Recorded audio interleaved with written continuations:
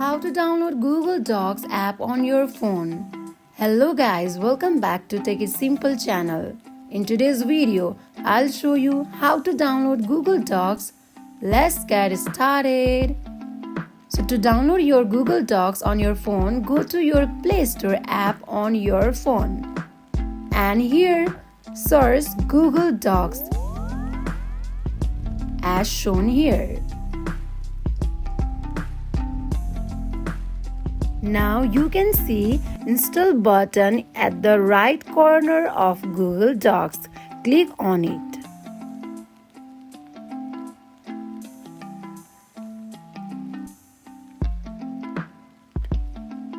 Now you can see Google Docs is installing on your phone.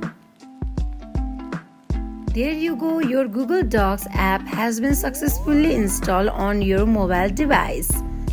That's wrap for today. If you guys like this video, do not forget to like, comment and subscribe the channel. I'll see you guys on the next video. Until then, bye bye.